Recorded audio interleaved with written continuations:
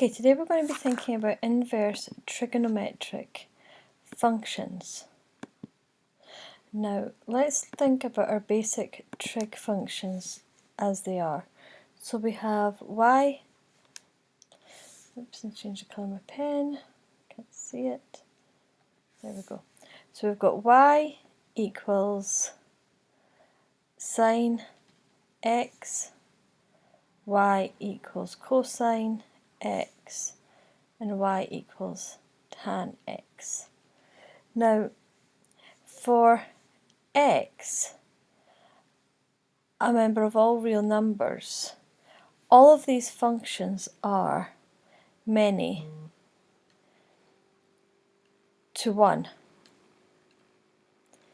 So this gives us a problem if we're considering the inverse. Remember, for a function to have an inverse, the function must be 1 to 1. So if we wanted to consider the inverses of these functions, we would need to limit the domain. Therefore, to find the trigonometric inverses, we need to define the domains appropriately. So we're going to look at each one separately. Let's consider sine first. Y equals sine x. So we're going to draw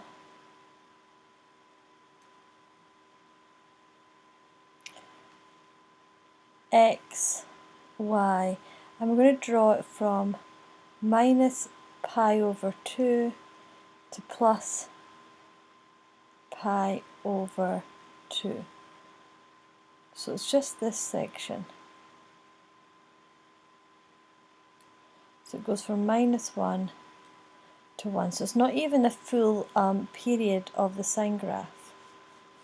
Because that would, even a full period of the sine graph, it would continue to go down, and you would, it would end up being many to 1.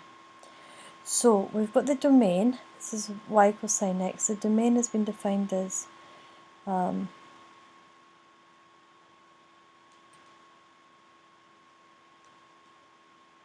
minus pi over 2 less than or equal to x less than or equal to pi over 2. Therefore, the range for this domain is minus 1 less than or equal to sine x less than or equal to plus 1. So now, because this is now 1 to 1, we can find the inverse. So the inverse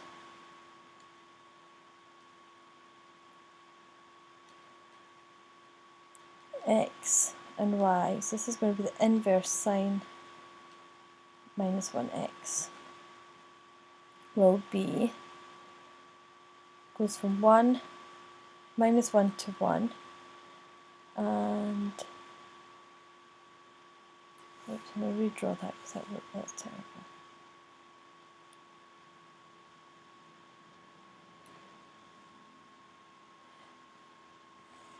It looks something like this. So we now have the domain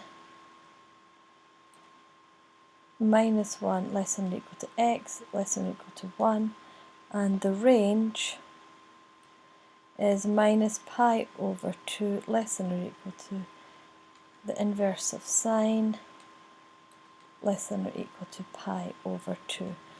Now, if you remember when we did functions before, the domain and the range of the inverse are the flip of the domain and range of the original function. So the domain of sine x is the same as the range of the inverse sine, and the range of sine x is the same as the domain of the inverse sine. So let's look at another one. Let's look at cosine this time. And you're going to see a pattern here. So this time we're going to consider x, y, 1, minus 1. And we're going to consider, here's pi over 2, and here's pi. So we're going to consider the section here. So this is y of cosine x, and the domain is 0 less than or equal to x less than or equal to pi, and the range is again minus 1 less than or equal to x less than or equal to 1. Now we can draw the inverse sine, the inverse cosine, sorry. And this time it will go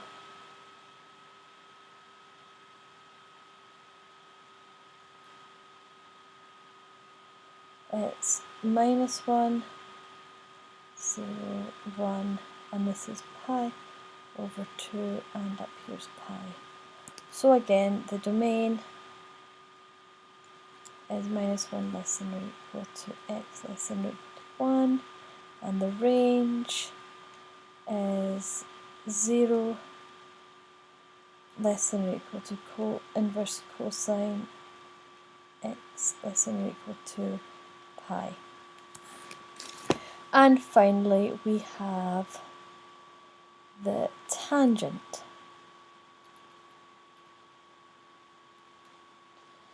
So again we're going to draw a section of the tangent. Now if you've noticed, the inverse sine, inverse cosine aren't dissimilar to the tangent of the tangent of x. So now we're going to draw the tan, and we're doing it from minus pi over 2 to pi over 2,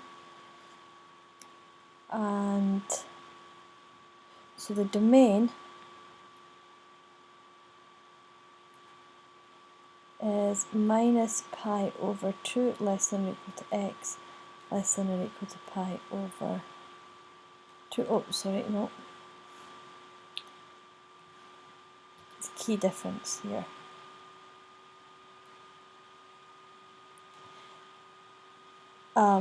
If you remember, with our tangent, as it approaches minus pi over 2 and pi over 2, it's undefined.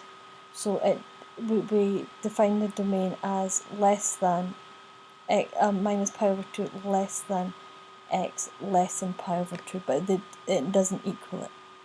And the range for tan x is going to be all real numbers, because this just continues going as it approaches pi over 2 and minus pi over 2. So the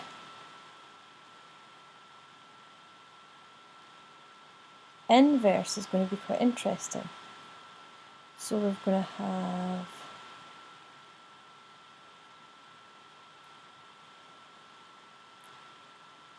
so this is y is the inverse tan, and the domain this time will be for all x, but the range is minus pi over 2 less than tan, inverse tan, less than pi over 2. Now, and these are things you need to memorise. You can play around with them, you could use the graphing software to graph them just to get a handle of it. But the inverse throws up some very interesting points. So let's think about sine x. When does sine x equal a half? For 0 less than x less than pi. So that happens when, so that's when x equals the inverse of 0.5, which happens when x is pi over 6. So if you were to put into your calculator the inverse of a half, you would get pi over 6 or 30 degrees. And we call this the principal,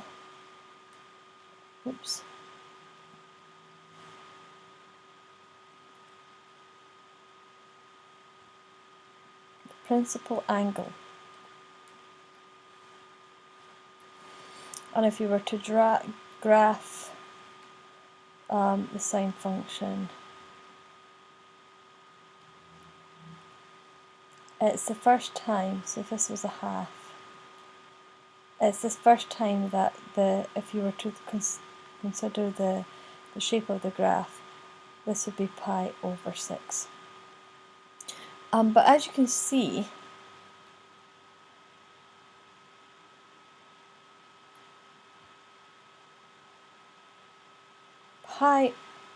the sine of x equals a half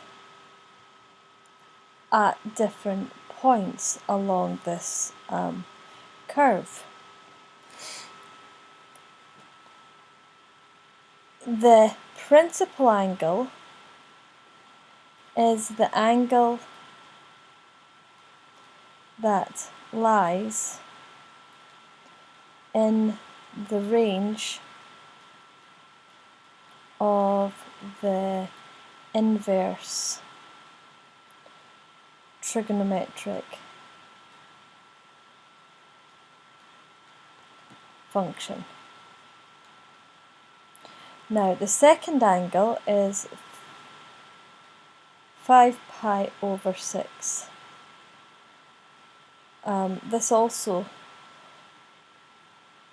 This lies between 0 and pi.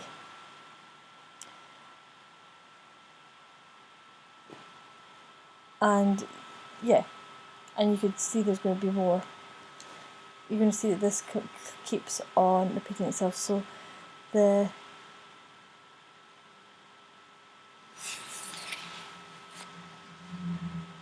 we can work this out either by considering our graph or by adding on the period of the function. And you're going to get a similar result with your cosine and your trig, your tangent functions. Okay. Let's think of the output of the inverse sine, the inverse cosine, and the inverse tangent of functions in degrees. And we're going to try, from before, we consider some important cases of values for different functions, and we're just going to consider these so we can do these without our calculator. So if we think about when is inverse sine of 0. So the inverse sine of 0 means the angle whose sine, so this is the angle whose sine equals 0, where, where minus 90 degrees less than or equal to whatever angle we're doing, less than or equal to 90. So this is a domain of our inverse sine. So this must be so the inverse sine of 0 is 0 degrees. And we can see that with our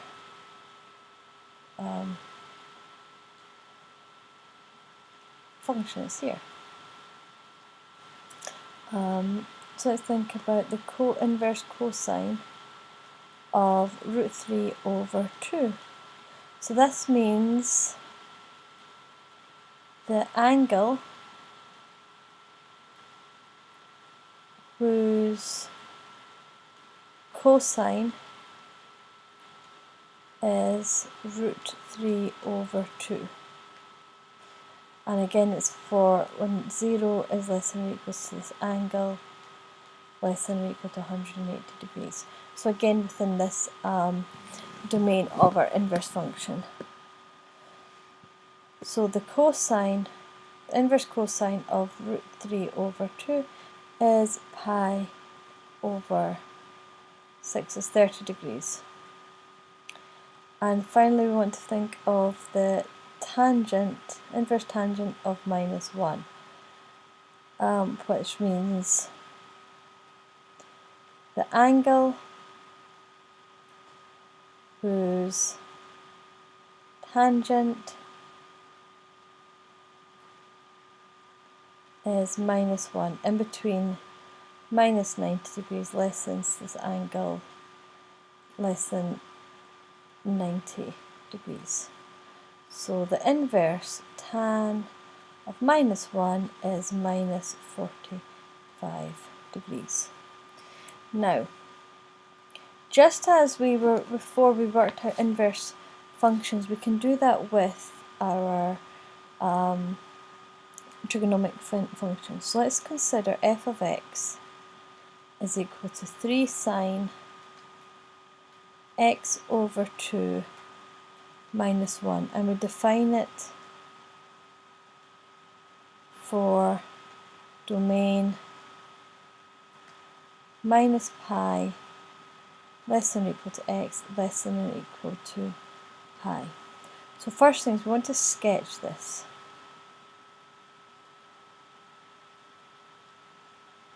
So we're going to have minus pi, and we're going to have pi over 2, pi over 2,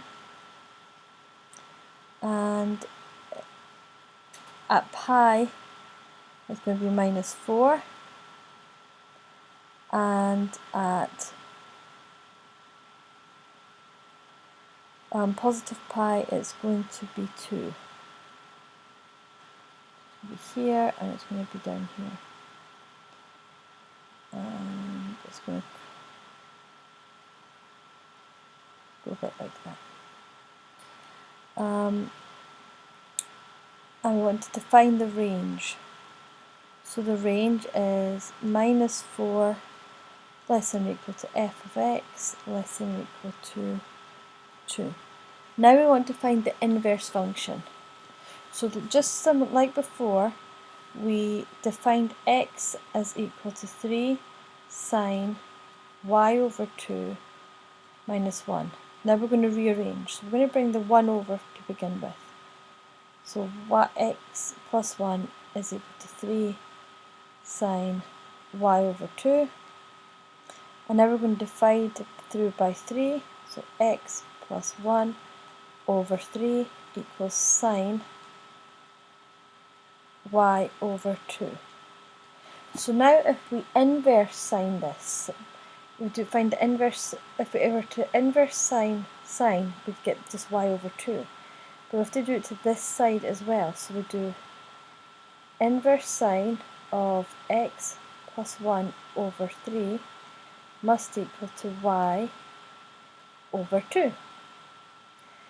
Now we can multiply both sides by 2, and we're going to take the y over here. So y is going to be 2 inverse sine of x plus 1 over 3. And we define our domain for minus 4 less than or equal to x less than or equal to 2. Remember, the domain of the inverse is the same as the range of the function. And this is it. So when you're doing these, just take your time and bring each thing over one step at a time until you get the hang of them. Okay? So I hope that helps.